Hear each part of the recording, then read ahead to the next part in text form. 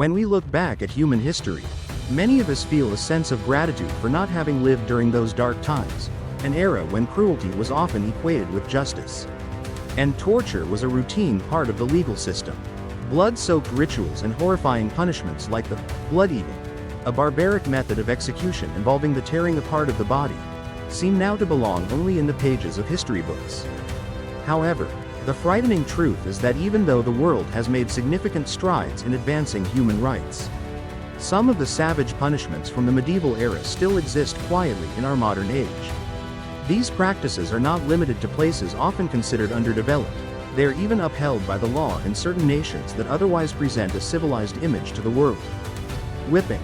The punishment of flogging, also known simply as whipping, was once one of the most commonly used forms of discipline throughout Europe during the Middle Ages and well into the early modern period. Those subjected to it were often forced to remove their shirts, their hands tightly bound and suspended to stretch their backs, allowing each strike of the whip to land with maximum pain. Depending on the offense and its severity, a person could receive anywhere from a few dozen to over 100 lashes. Using leather straps or even metal-tipped whips. In many instances, if the victim fainted from the pain, blood loss, or nervous shock, the punishment would be temporarily paused, only to resume after cold water was splashed on their face to revive them. By the late 17th century, flogging was widely used to punish minor crimes such as theft, fraud, or public drunkenness. One well-documented case occurred in 1690 in Durham, England, when a woman named Eleanor Wilson was caught drunk on a Sunday and dragged into the street to be whipped in front of the townspeople. Although this form of punishment was completely removed from European legal systems by the 20th century, it still remains in use in several Islamic countries, even promoted as a legitimate form of education and public deterrence. Nations such as Iran, the Maldives, Singapore, and especially Saudi Arabia continue to view whipping as a lawful method of punishing behaviors deemed immoral or in violation of religious laws. One case that gained international attention was that of human rights activist and blogger Raif Badawi. In 2014, he was sentenced to 1,000 lashes by the Saudi Arabian government for publishing content online that criticized Islam. He was subjected to 50 lashes per week, administered in public, for several consecutive months. Another disturbing example involved a Filipino man who was sentenced to 75 lashes in a Gulf nation simply for unknowingly carrying 2 pieces of chocolate containing alcohol, an act prohibited under Islamic law. The continued use of such brutal punishments in the modern world reveals a troubling paradox. While humanity has achieved remarkable progress in science and philosophy, certain legal systems still cling to ancient values, sometimes in the name of tradition, sometimes to uphold authority. This compels us to ask a deeper question. Can we truly claim to be civilized if justice still wears the mask of cruelty? Does genuine progress only begin when every human being, regardless of nationality or religion, is protected from inhumanity carried out in the name of law? Decimation. When Roman discipline was enforced with the blood of comrades. In the brutal and unforgiving history of the Roman Empire, death didn't always come at the hands of enemy spears or swords. Sometimes, destruction came from within, delivered by one's own comrades. One of the most infamous military punishments ever enforced by the Romans was called decimatio, or decimation, a collective punishment so ruthless it surpassed the horrors of many battlefields. For the Roman military, discipline was a matter of life and death. Acts like desertion, disobedience, or cowardice in the face of the enemy were seen as dire threats to unit strength and morale. Punishments ranged from mild reprimands to extreme measures like flogging, torture, or execution. But when failure occurred on a larger scale, such as an entire cohort retreating in panic, the Romans would enforce decimation. This wasn't a punishment for individuals, it was a psychological and physical blow dealt to an entire unit. The term decimatio comes from the Latin word decem, meaning 10. True to its name, the punishment involved executing 1/10 of the unit, regardless of individual guilt. When a Roman unit was deemed dishonorable, it would be divided into groups of 10. In each group, one man was selected at random, often by drawing lots or choosing a marked stone. The unfortunate soldier who drew the death lot would then be beaten to death by the other 9 men using clubs, stones, or knives. It wasn't just an execution, it was a psychological ordeal. Being killed by your own comrades made decimation one of the most haunting forms of punishment ever devised. The message was clear. In the Roman military, discipline outweighed all personal bonds. Those who survived were far from lucky. After witnessing or participating in the death of a comrade, they were demoted, expelled from the main camp, and forced to live on its outskirts, an unprotected and humiliating exile. Their daily rations were reduced to coarse barley, grain typically reserved for livestock, rather than the wheat provided to regular soldiers. It was a long-lasting humiliation, a form of living death in the desert of honor. One of the earliest recorded uses of decimation comes from the historian Livy, who described a battle against the Volsci tribe in 471 BC. Under the command of consul Aulus Claudius Sabinus Regalensis, Roman troops fell into chaos, broke formation, and fled. Sacred battle standards were abandoned, and weapons lay scattered across the field. Claudius ordered the beheading of all standard-bearers, junior officers, centurions, and any soldier who had thrown away his weapon. But that wasn't the end. He imposed decimation on the rest of the legion, making an unforgettable example for the entire army.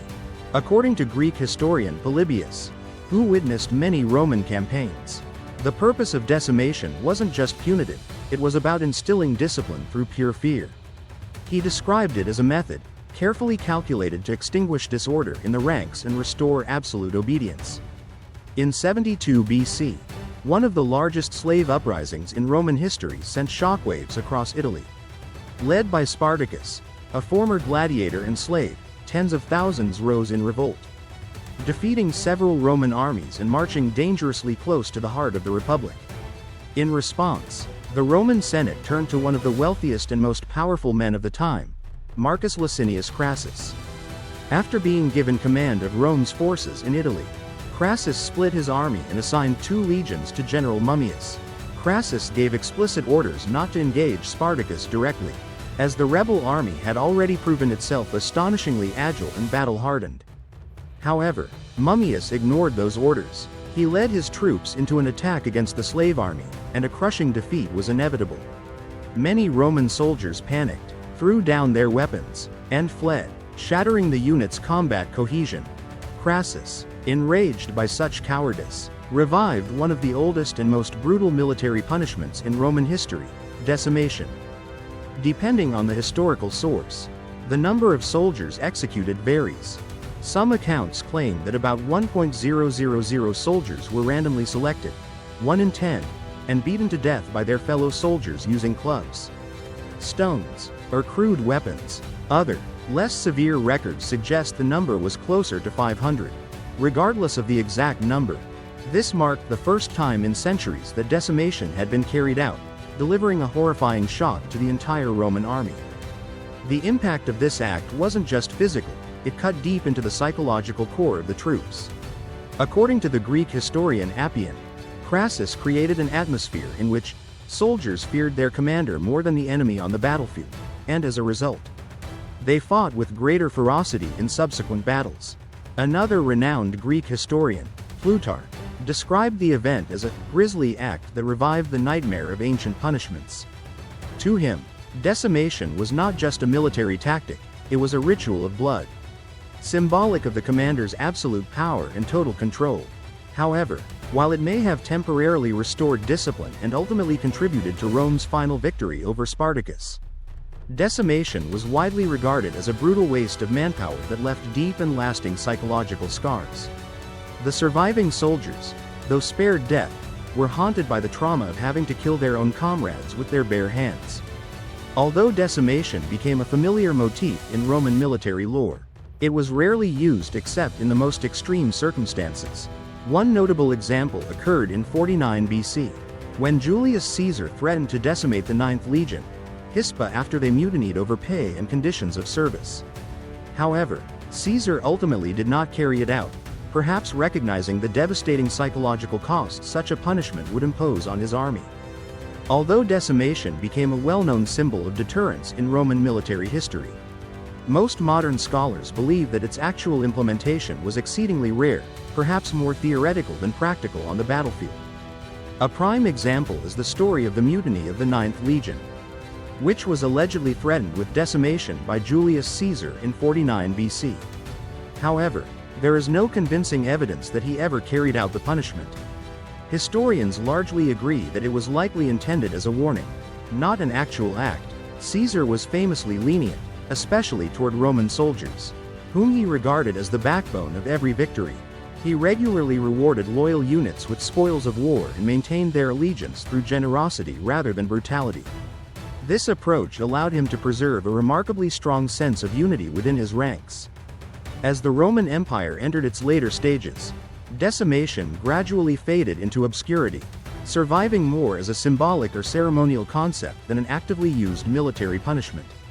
However, one final, rare instance was recorded in AD 363, during the reign of Emperor Julian, amid a military campaign in Persia. During an advance, 3 cavalry reconnaissance units were ambushed. Some soldiers panicked and fled. One commanding officer was killed. And, perhaps most humiliating of all, a Roman military standard fell into enemy hands. Outraged by the disgrace, Julian ordered the execution of 10 soldiers who had deserted, as a warning to the rest. Though this event bears some resemblance to classic decimation, the execution of only 10 individuals, not 1/10 of the entire unit, doesn't conform to the original method. As a result, most modern historians regard it as a condensed or symbolic version of decimation, rather than a true reenactment of the ancient practice. It's possible that by that time, even the Romans themselves no longer fully understood the origins or procedures of decimation, or perhaps Julian simply wanted to send a powerful message, more symbolic than systematic, to maintain discipline during a grueling campaign. Still, the persistent presence of decimation in Roman texts and rituals reveals something important. The Romans placed immense value on tradition, even when those traditions were no longer practical.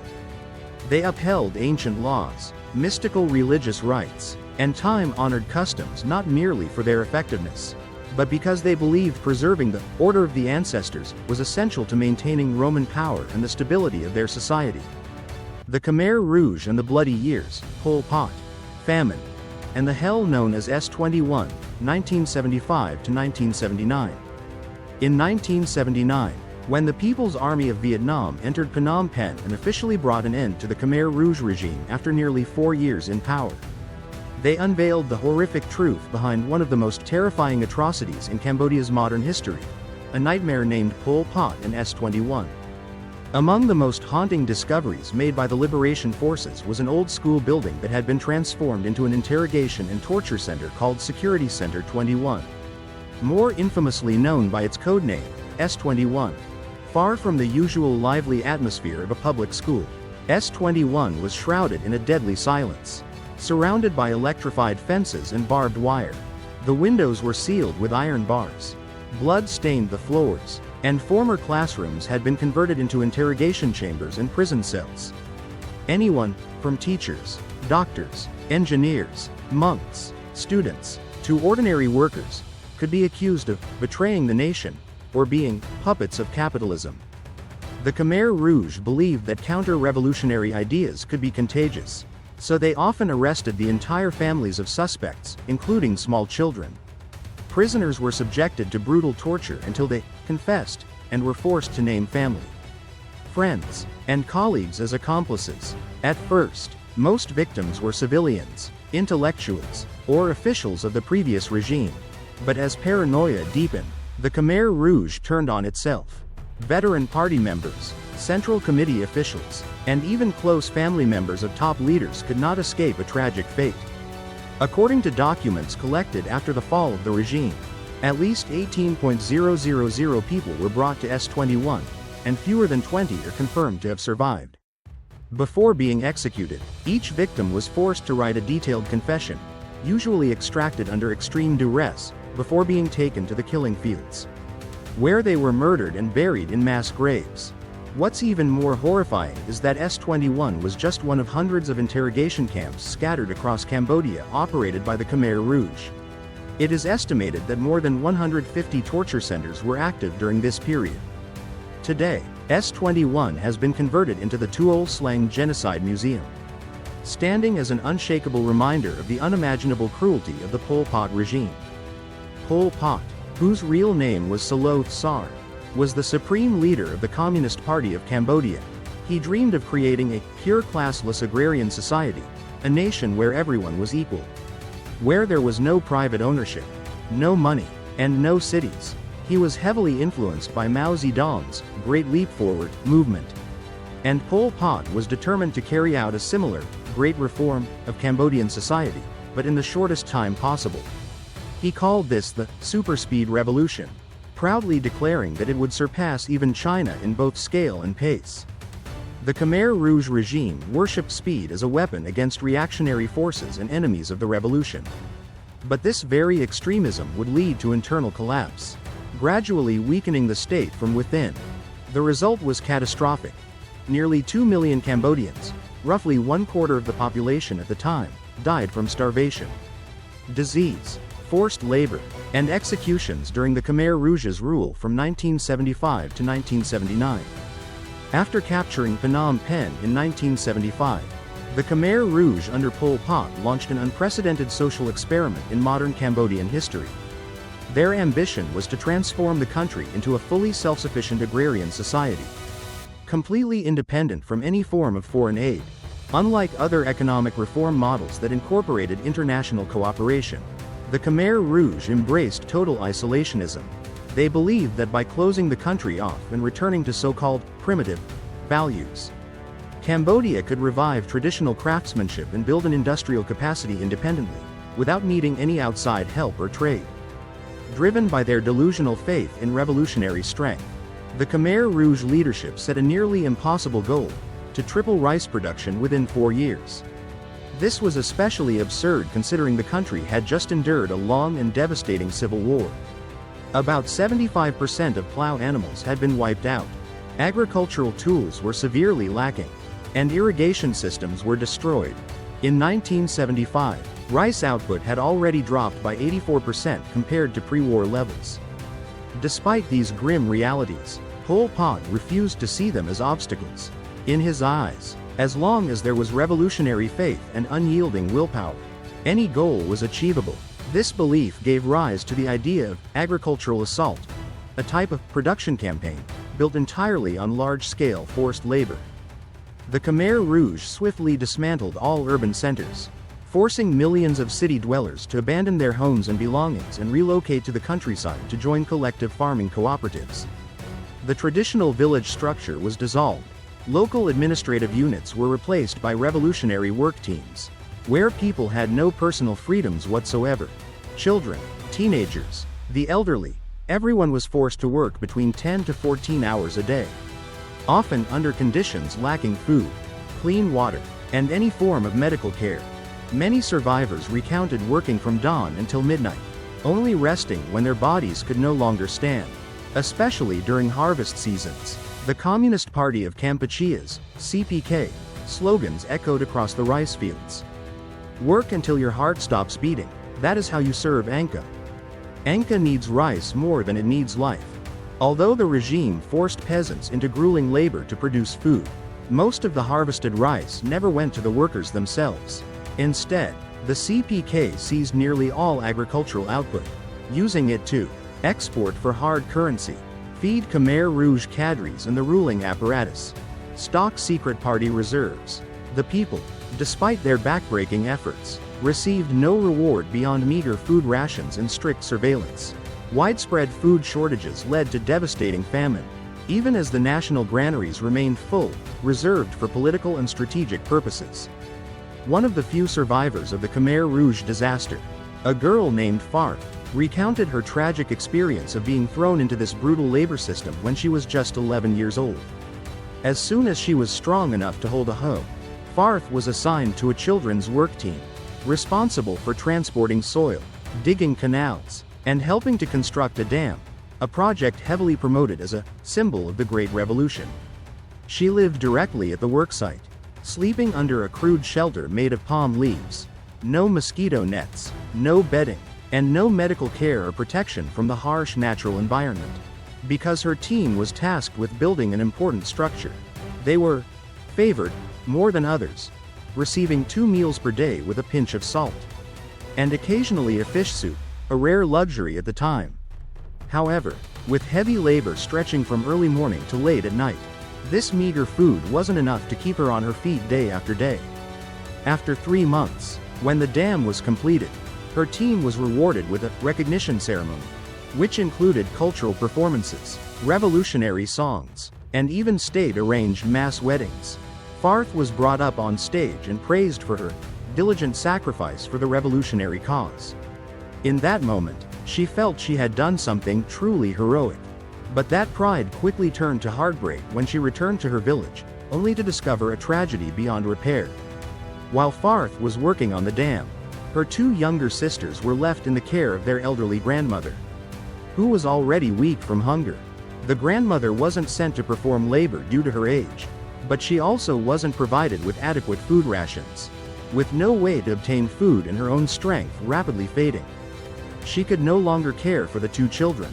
Not long after, both of Farth's little sisters slowly died of malnutrition, at the very same time Farth was being honored for serving the state. Despite losing her grandchildren, Farth's grandmother tried to survive by relying on a few hidden pills she had saved. But it didn't last long. As part of routine inspections, Khmer Rouge soldiers came storming in. They searched every home every 3 days, looking for hoarded food, cooking utensils, or any evidence of self-sufficiency. That time, they found her only cooking pot and the last of her hidden medicine. Everything was immediately confiscated and labeled counter-revolutionary items. Stripped of her last hope, Farth's grandmother didn't survive much longer. Just a few days later, she died of starvation and exhaustion. Under the Khmer Rouge regime, all concepts of personal ownership were erased. Food, cooking tools, wild vegetables, and even the intention to cook one's own meal were viewed as acts of betrayal. Citizens were forbidden from planting crops, foraging in the forest, or storing any kind of food, because everything was to be centralized for Angka, the Communist Party of Kampuchea. A person suspected of keeping a handful of rice or gathering wild greens could be arrested, tortured, and executed without trial. The Khmer Rouge wanted everyone to live in total dependency, with no way out, even as famine swept the country. Pol Pot insisted that food shortages were the result of reactionaries sabotaging the production plants, or ideological enemies hiding among the people. Thousands were arrested simply for questioning the hunger, the labor conditions, or the declining output. Worse yet, Cambodia's educated class, doctors, teachers, and anyone who had once lived in a city, were seen as inherent threats. Many doctors had to disguise themselves as farmers, hiding their past to avoid execution. As a result, when disease and mass starvation hit the population, the entire healthcare system collapsed, because those with the skills to help were either dead or forced into hiding. Instead of seeking solutions to the widespread starvation and exhaustion devastating the country, the Khmer Rouge chose instead to ostracize and blame their own victims.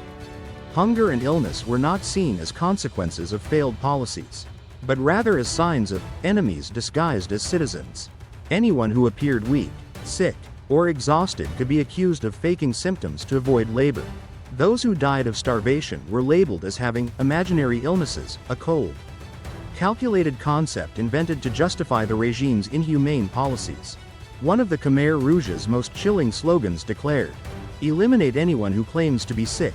They are a burden and a danger to society." In that system, there was no room for compassion. People collapsed in the fields from exhaustion, but were not allowed to rest. Many died right there among the rice stalks, and no one dared cry or light incense, for fear of being labeled an accomplice or counter-revolutionary. Through a vast and paranoid network of informants, the Khmer Rouge regularly launched arrest campaigns, targeting anyone perceived as a threat to their new order. The list of victims included foreigners who hadn't yet fled the country, ethnic minorities such as the Cham, Vietnamese, and Chinese, civil servants, teachers, and anyone who had worked under the former government, people who knew foreign languages, had studied abroad, or held degrees, even Khmer Rouge party members if they were suspected of losing ideological faith. In some cases, even newborn infants, incapable of wrongdoing, were sent to S-21 prison. simply for being born into problematic families. At centers like Tuol Sleng, S21, prisoners were forced to invent confessions, admitting to acts they had never even heard of. They were then tortured into naming friends, acquaintances, and even neighbors, in an effort to expand the web of arrests. A man named Chum, an engineer, was one of the very few survivors to make it out of the S21 prison alive. He was detained and tortured for 12 straight days and nights without rest. In his testimony, Chum described being beaten repeatedly with bamboo sticks, having his fingers broken when he raised his hands to shield himself, having his toenails pulled out with pliers, shackled by the feet, and ultimately subjected to electric shocks through his ears, which left him permanently deaf. I felt like my eyes were on fire. At that point, I was ready to say anything they wanted to hear, he recalled. Eventually, Chum was forced to sign a fabricated confession, stating that he was a CIA spy who had recruited dozens of others. The innocent people he had been coerced to name were later arrested, tortured, and executed as well. Ironically, Chum had never even heard of the CIA, nor did he know why he had been arrested in the first place. But it wasn't only Cambodians who fell victim to the Khmer Rouge. Several foreigners were also caught in the regime's brutality. One such case involved John Dawson Dewhurst, a 26-year-old British teacher traveling along the famous Hippie Trail across Southeast Asia. After visiting a friend in Malaysia, he met two other travelers: Stuart Glass, a Canadian, Kerry Hamill, a New Zealander. The three decided to sail together in a small yacht, planning to explore the Thai coastline before heading to Bangkok. However, their boat accidentally drifted into Cambodian waters, where it was intercepted by a Khmer Rouge patrol boat. Stuart was executed on the spot. John and Kerry were taken to Tuol Sleng prison. There, they were also subjected to brutal torture and forced to write false confessions claiming they were spies for the CIA. MI6, or KGB, under severe duress. These confessions became the evidence used to justify their executions. Shortly after, both John and Kerry were killed and buried at the killing fields, where hundreds of thousands of Khmer Rouge victims would later be discovered. From 1975 to 1979, Cambodia descended into one of the bloodiest and most brutal periods in modern history. Under the iron-fisted rule of Pol Pot and the Khmer Rouge regime, millions of innocent people fell victim to a so-called social revolution, carried out through blood, tears, and death. In just 4 years, over 1 million people were brutally executed, without any form of legal process. Their bodies were dumped into mass graves, now known by Cambodians as the killing fields. These sites, scattered across the country, continue to be excavated today, unearthing horrifying truths that remain largely untold. The Khmer Rouge Army, mostly young men and women from rural areas, indoctrinated with extreme ideology, carried out the executions in unimaginably cruel ways, beating victims to death with hoes, shovels, or clubs, forcing prisoners to dig their own graves before being killed, poisoning or slowly starving people to death, binding hands, blindfolding victims, and secretly executing them. In addition to those directly murdered, hundreds of thousands more died from starvation, disease, and exhaustion, the direct result of the regime's policy of forced labor and complete deprivation of basic resources. Estimates suggest that between 1.5 to 2 million people died under the Khmer Rouge, nearly 25% of Cambodia's population at the time. In January 1979, the Vietnamese army entered Phnom Penh, bringing an end to the Khmer Rouge's reign of terror. However, Pol Pot and his loyalists escaped to the Thai border, where they launched a prolonged guerrilla war that would last for years. Although the Khmer Rouge no longer held official power, they continued to receive foreign support in the early years after their fall. But over time, international backing faded, and the organization gradually collapsed due to internal conflicts and lack of resources. In 1998, Pol Pot died of a heart attack while living in hiding in the jungle. In his final interview before his death, he chillingly stated, "My conscience is clear. Everything I did was for my country." This cold-hearted declaration sparked global outrage, as it was seen as a final insult to the millions of souls he sent to their graves, without a single word of remorse or apology. Beheading. Since the dawn of human civilization, beheading has remained one of the most fearsome forms of execution, deeply tied to terror, power, and bloodshed. The act of severing the head from the body was not merely intended to end a life.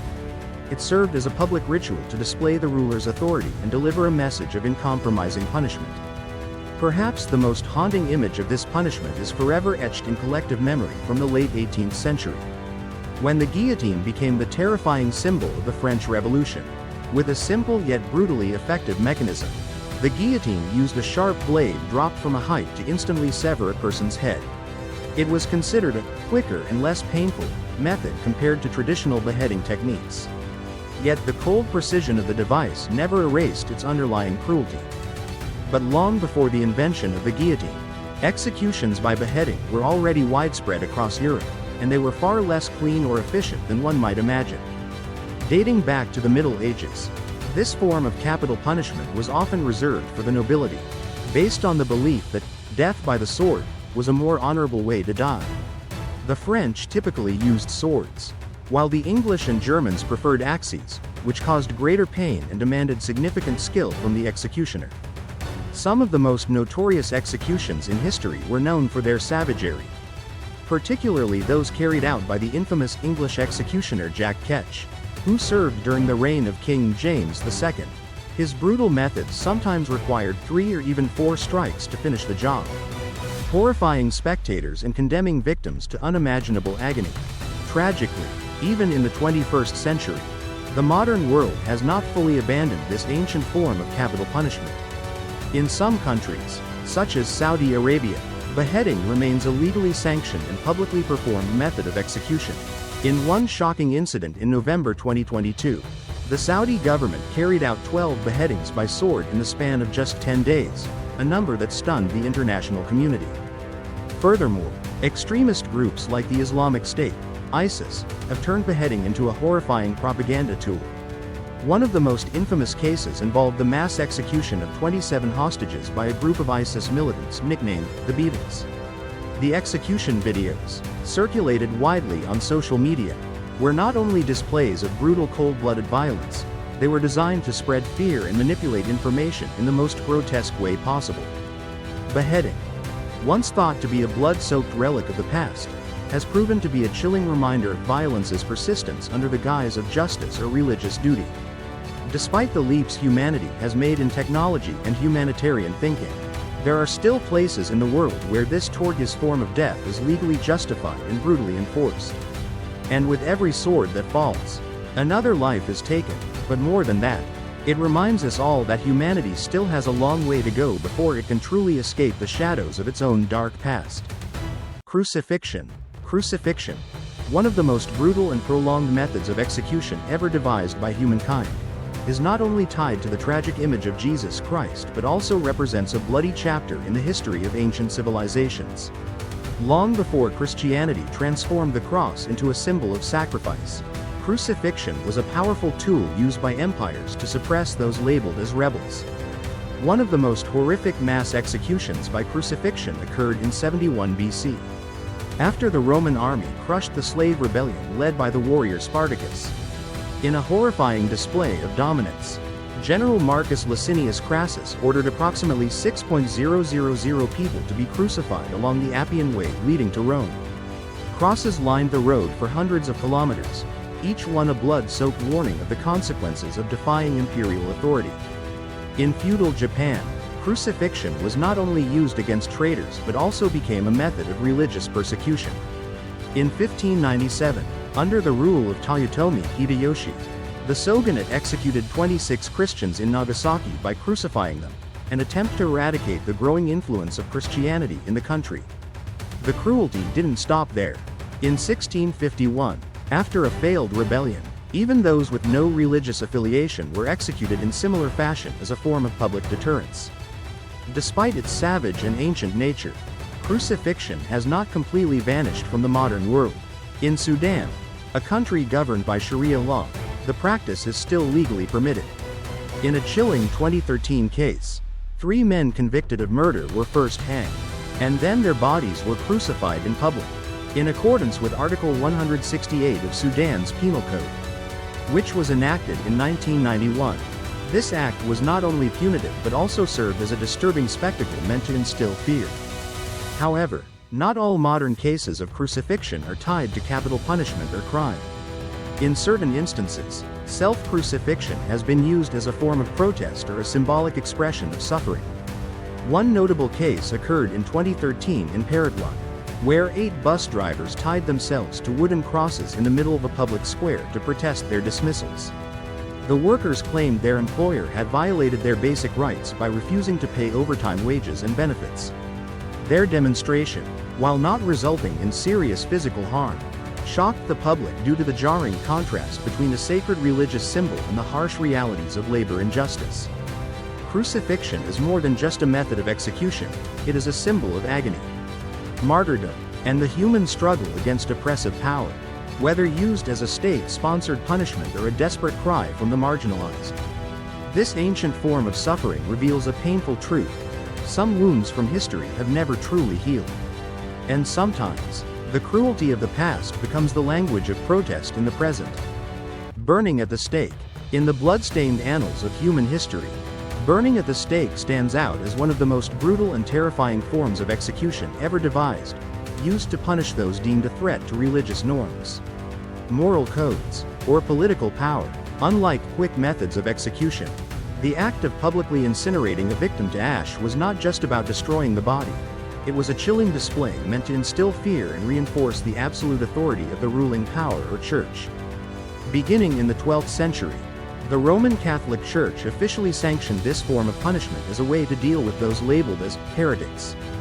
The rationale was that the offender's body had to be entirely destroyed so that their soul could not be saved and would remain eternally trapped in hell or purgatory. One of the most famous cases of this punishment was the tragic execution of Jeanne d'Arc, Joan of Arc, the French heroine who was burned at the stake in Rouen in 1431 after being accused of witchcraft and heresy. Despite her critical role in liberating France from English rule, typically, the condemned would be tightly bound to a wooden post, surrounded by a pile of kindling, and set ablaze before a watching crowd. If the fire was large and oxygen plentiful, the victim might die relatively quickly from carbon monoxide poisoning. However, in many cases, a smaller fire would prolong the suffering for up to 2 hours. As the person died slowly from severe burns, organ failure, or heat stroke, some even more gruesome variations were introduced to increase the execution's lethality or horror. For instance, a rope might be tied around the neck to strangle the victim while burning, shortening the time to death while amplifying the horror. In medieval Germany, executioners sometimes placed burning sulfur under the victim's armpits, creating fires that couldn't be extinguished with water, ensuring a more intense and inescapable death. Although this punishment may seem like a relic buried in the bloody past, it still survives in some impoverished and uneducated parts of the world, often fueled by superstition and fanaticism. A shocking case in Kenya in 2008 serves as a grim reminder. In a remote rural village, 11 elderly individuals, mostly women, were burned alive by an angry mob after being accused of witchcraft and blamed for causing illness and death through sorcery. The victims were given no chance to defend themselves, nor were they tried under any legal system. They were simply incinerated under the hateful gaze of their own community. Blinding. Throughout human history, the act of blinding has not only served as a brutal form of physical punishment but also carried deep symbolic weight, stripping individuals of their ability to see the world and reducing them to living shadows. Since ancient times, this method was used as the ultimate form of retribution, designed to inflict not only excruciating pain but also eternal darkness. Like a living curse, in the year 303, under Emperor Diocletian, the Byzantine Empire officially legalized blinding as a state-sanctioned punishment, particularly targeting early Christians who were seen as threats to the political and religious authority of the regime. The methods were horrifyingly cruel. Red-hot iron hooks, sharpened tent pegs, or iron nails were used to pierce the eyeballs directly, completely destroying the victim's sight. One of the most infamous historical examples involves Basil II, the 10th century Byzantine emperor, known for his merciless treatment of Bulgarian prisoners of war. After a major battle, he ordered nearly the entire captured Bulgarian army to be blinded, leaving only one man out of every 100 with one eye to guide the others home. According to legend, when the Bulgarian king saw thousands of his soldiers stumbling back in darkness, he collapsed immediately, overcome with shock and grief. In modern times, this form of punishment would seem to have been relegated to the past. Yet disturbingly, that is not entirely the case. In Iran, the law of qisas, a principle of retributive justice that allows the victim to demand the exact same harm be done to their attacker, permits the blinding of a person who has caused someone else to lose their sight. This is a literal interpretation of the ancient phrase, an eye for an eye. In March 2015, a case in Tehran shocked the global community. A man convicted of throwing acid and permanently blinding his victim was, at the victim's request, subjected to a medical procedure to have his own vision taken away. This marked one of the rare instances of state-sanctioned blinding in the 21st century. However, not all cases of blinding are carried out through legal systems. In 2016, during intense political unrest in the Kashmir region, hundreds of civilians, most of them young men, suffered serious eye injuries after Indian security forces used pellet guns to suppress protests. It's estimated that at least 500 people suffered significant visual impairment, including children as young as 4 years old, victims of a modern form of violence that is no less devastating than the brutal practices of the Middle Ages. Castration. The act of castration, the removal of an individual's ability to reproduce, has long transcended its biological roots to become a symbol of power, control, and punishment. Throughout history, from ancient religious rituals to modern legal frameworks, interference with a person's genitalia has been used as a severe measure serving personal, societal, or institutional interests. Around 6,000 years ago, in ancient Mesopotamia, followers of the goddess Ishtar would castrate themselves as a sign of absolute devotion. This ritual was not only a physical sacrifice but also carried deep spiritual meaning, symbolizing complete submission to the divine. In later civilizations, castration evolved into a tool of punishment and deterrence. For example, during the 9th century reign of King Alfred of England, it was implemented as a criminal penalty. Even as late as the 18th century, in colonial Virginia under Thomas Jefferson's era, castration remained part of the legal code. Castration was not always used solely as a form of punishment. It was sometimes a political weapon to exert dominance over high-status individuals. A chilling example occurred in 1144 in Normandy, now part of France, when the local duke ordered the castration of a bishop and several of his aides after they held a religious election without his approval. The severed organs were later displayed as trophies to reinforce the authority of those who carried out the order. Notably, castration wasn't always inflicted to punish. Between the 16th and 18th centuries in Europe, a unique musical class known as castrati emerged. To preserve their high, pure voices for life, young boys were castrated before reaching puberty, often at the decision of their parents or guardians.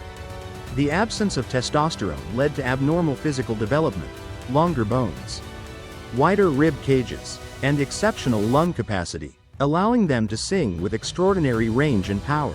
These singers were idolized like modern-day celebrities, especially in church and royal court performances in Italy. In modern times, surgical castration is rare, but chemical castration has become a heated topic of debate across several countries. Western nations such as Canada, Germany, Norway, Sweden, and Denmark have legalized the use of chemical castration for sexual offenders, particularly those deemed at high risk of reoffending.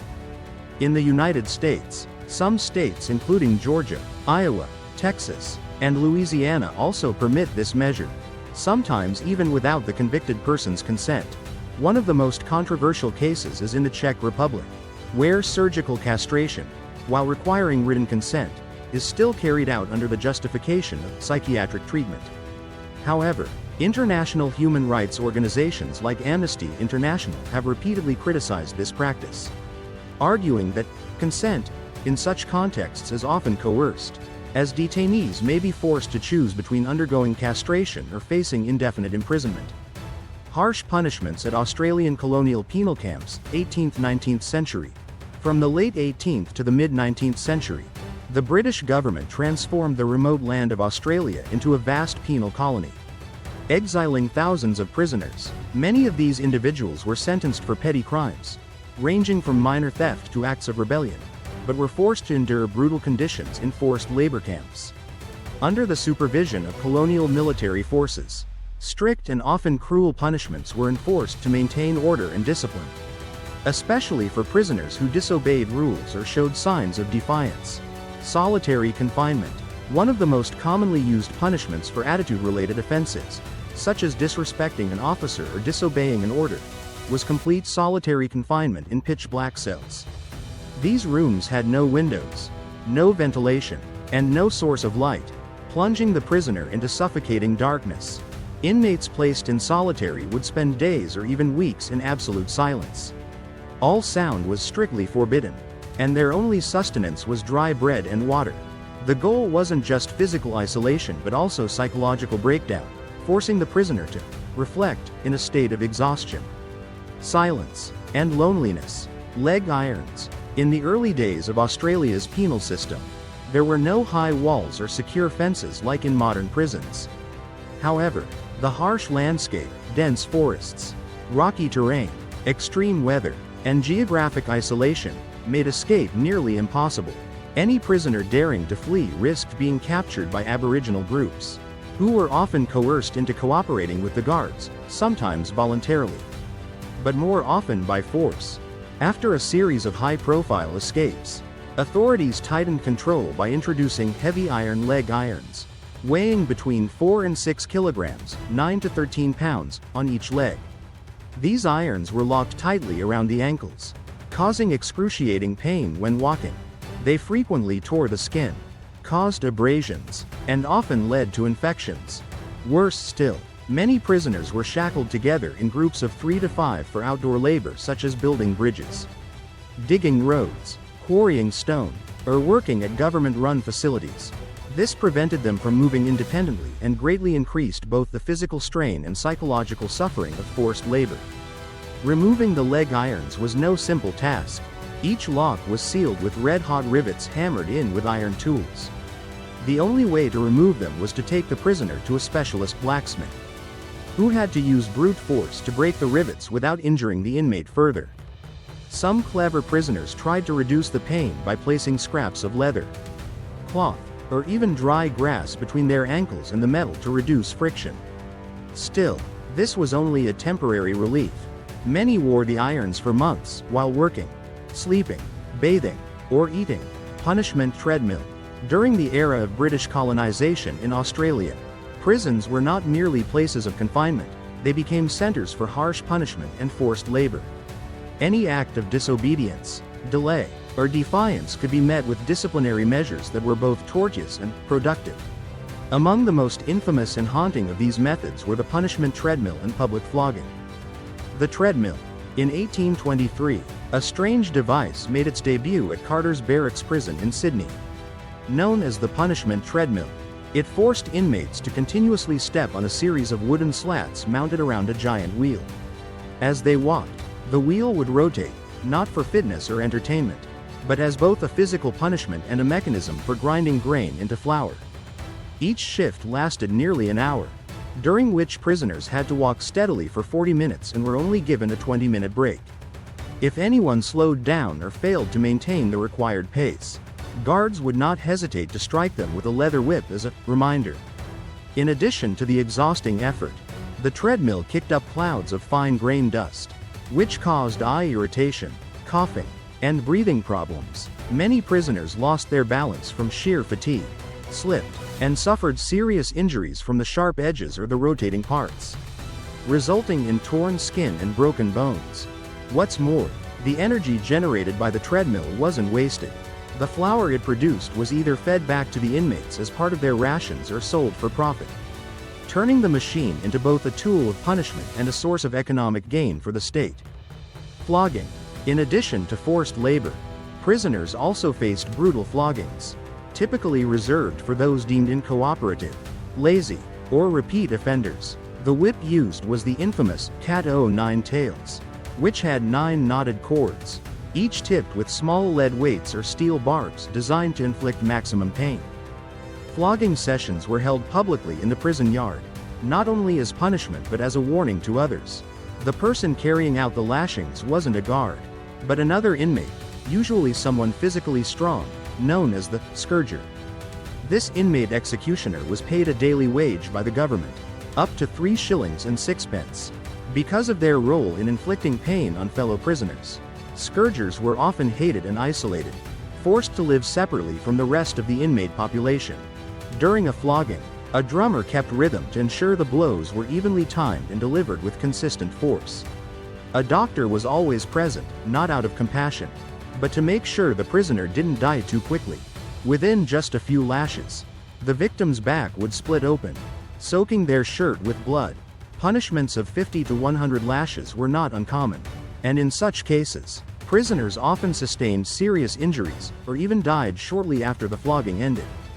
Ironically, the aftermath of such brutal beatings often left prisoners unable to work for weeks. Yet if they couldn't work, they were deemed incooperative and risked being flogged again. Swine and punishment. When a pig was tried for murder in medieval France. For nearly 6 centuries, from around the year 1200 to the late 18th century, French courts documented hundreds of bizarre cases that might sound fictional today, animals being prosecuted and put on trial just like human criminals.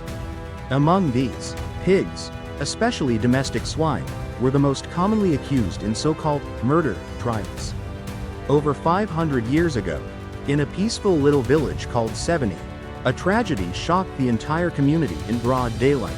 A 5-year-old boy was playing on the street when a group of pigs suddenly charged and attacked him. In a matter of moments, the boy was gruesomely torn apart, his head and arms ripped open, dying instantly as horrified villagers looked on. The culprits were none other than a mother pig and her 6 piglets. The incident caused such an uproar that all 7 animals were arrested and thrown into jail, awaiting trial, exactly as if they had been human criminals. Although the owner of the pigs was initially detained for questioning, the court ultimately ruled that he bore no direct responsibility. As a result, only the pigs were put on trial. Remarkably, the proceedings were conducted as a full-fledged criminal case. There was a prosecutor, a defense attorney, witnesses, and a formal, public trial process. The 6 piglets were considered juveniles, and, due to a lack of evidence linking them to the attack, they were acquitted, though they were still confiscated and transferred into the ownership of a local noblewoman named Catherine Dubernat. The mother pig, however, referred to in court documents as Song, faced far more serious charges. More than 9 witnesses testified, detailing the pig's aggressive behavior and bizarre demeanor during the trial, instead of showing fear or remorse. The pig reportedly shrieked, slammed its snout against the iron bars, and exhibited what the judge described as a contemptuous attitude toward the law. No mitigating circumstances were recognized. After nearly a month in custody, the pig was sentenced to death by hanging and publicly executed. It was strung up by its hind legs from an old tree, right beside several human convicts who had also received the death penalty at that time. As strange as it may seem, historical records from legal scholars confirm that putting animals on trial was once a very real phenomenon in Europe, especially in medieval France and Switzerland. From the 10th to the 18th century, hundreds of animal trials were documented, involving everything from rats, horses, cows, and chickens to even grasshoppers. In some cases, a swarm of locusts was sued for destroying crops, or a horse was accused of unnatural intercourse with a human. However, pigs made up the majority of such trials, particularly those accused of causing human deaths. This was largely due to the common practice of letting pigs roam freely in villages and their size and strength, which posed a real threat to children. In the Middle Ages, pigs were not kept in pens like they are today. They roamed the streets freely. Children in rural villages often played outside unsupervised. In some cases, if infants or toddlers were left alone, it wasn't all that uncommon for pigs to attack them. One infamous incident occurred in 1567, when a sow devoured a 4-month-old baby girl who had been left sleeping in her cradle, triggering outrage throughout the region. So why did people in the Middle Ages go to the trouble of putting a pig on trial? According to some historians, these trials played a symbolic role in restoring community order after shocking events. Rather than viewing such incidents as unavoidable accidents, The prosecution and trial of an animal as a criminal allowed the community to transform fear into a form of justice they could understand and control. It reaffirmed faith in law and order, even when the accused wasn't human. As unbelievable as it may sound, the pig trial in 70 is just one example of a broader legal and moral worldview that existed in the medieval period. In a society where religion, superstition, and law were deeply intertwined, even an animal could become the accused. It was a strange but real chapter in human history, where justice and public emotion came together in the form of surreal court proceedings. Some scholars believe these public animal trials, especially those involving pigs, weren't solely about punishment.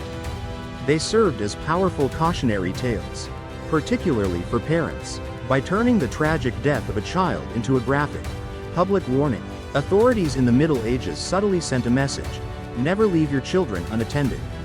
In many cases, the pigs involved were treated almost like human criminals. They were paraded through town on wooden carts, sometimes even dressed in human clothes, and executed in front of villagers. These executions were conducted outdoors and in full public view, ensuring that anyone present, or even just passing by, was forced to face the consequences of wrongdoing, even when the wrongdoer was just a pig. What's more, the bodies of these condemned animals weren't buried right away. Instead, they were left hanging in public for days. This served not only to prove that justice had been served, but also to deliver a lasting psychological warning to the community. However, not everyone agrees with this perspective. Some scholars argue that putting animals on trial was absurd, offensive, and cruel, turning the law into a spectacle. To them, such trials weren't a form of social order, but rather a reflection of unchecked human power, a desire to dominate nature through violence and ceremony. In their view, animal trials weren't about justice at all, but about distorting the law, imposing human legal standards on creatures incapable of understanding them. Still, controversial or not, animal trials were undeniably widespread throughout parts of Europe, especially in the 15th and 16th centuries. After gaining traction in France, the practice spread to Switzerland, Italy, and the Low Countries, modern-day Netherlands, Belgium, and Luxembourg. But by the 18th century, the Age of Enlightenment, an era that championed reason, science, and legal reform, began to phase out the tradition. Legal systems increasingly turned toward rational foundations, particularly those inspired by ancient Roman law, which were being revived and implemented across Europe. One of Roman law's key principles was this: animals cannot distinguish right from wrong, and therefore cannot be held criminally responsible like humans. That idea quickly gained dominance and ultimately brought an end to the bizarre chapter of animal trials in human history. The barrel of shame, when drunkenness was punished through both body and honor. During the Middle Ages and early modern period, public intoxication wasn't just considered improper behavior, it was treated as a disgraceful offense deserving of public punishment. One of the most bizarre and humiliating methods of discipline was a penalty known as the drunkard's cloak, in essence. A large wooden barrel transformed into an instrument of public shame. At first glance, it looked like a typical beer or wine barrel, but with 3 holes cut into it, one at the top for the head, and 2 on the sides for the arms. The barrel was large enough to enclose most of the person's body, effectively swallowing them in a bulky, heavy, and ridiculous contraption. The collar of the barrel was often reinforced with iron or stone to make it even heavier and more uncomfortable to move in. The punished individual would be paraded through the streets amid jeers, ridicule, and even pelting with scraps of food or stones. The aim was not just to disgrace the offender but to send a strong warning to the public about the consequences of drunkenness in public. This punishment is believed to have originated in Germany during the 13th century, where it was known as the Schandmal, mark of disgrace, or the coat of shame. It quickly spread to various parts of Europe, from the Netherlands to France and England, under different local names: the Spanish mantle, the barrel pillory, or the Newcastle cloak.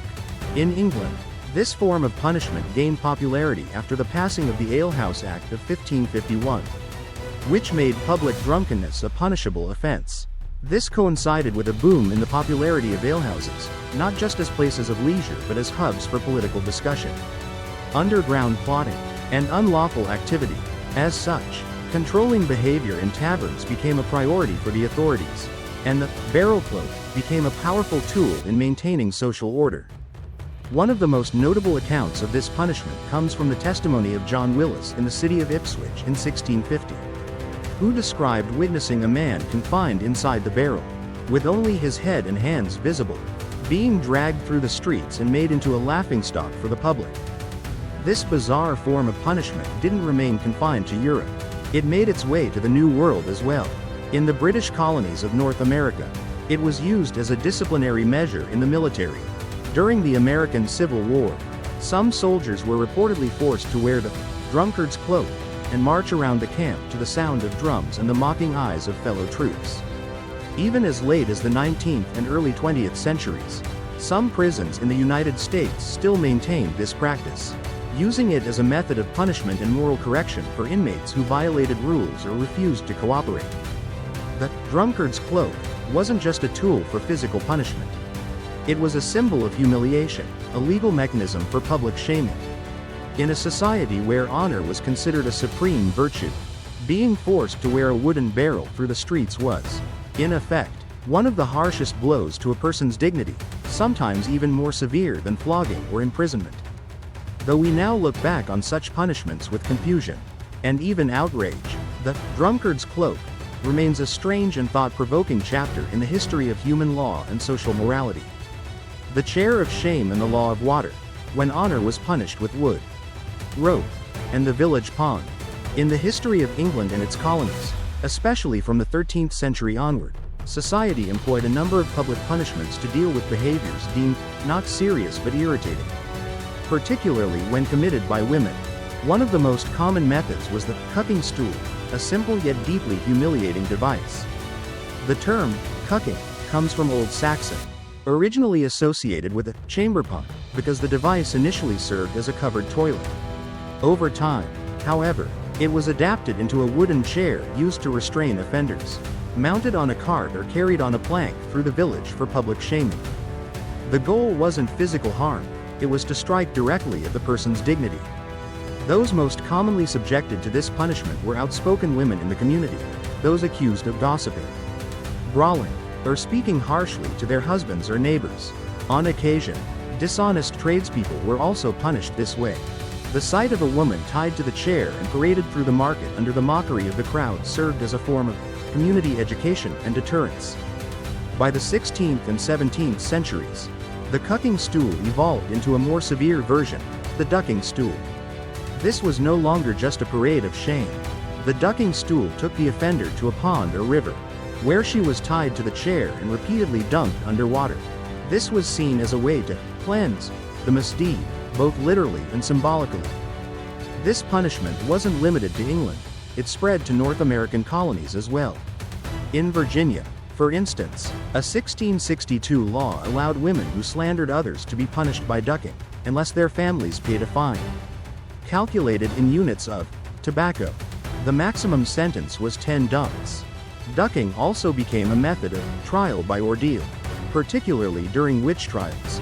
This method was based on an old belief: if you were innocent, the pure element of water would accept you, but if you floated, it meant demonic forces were holding you up.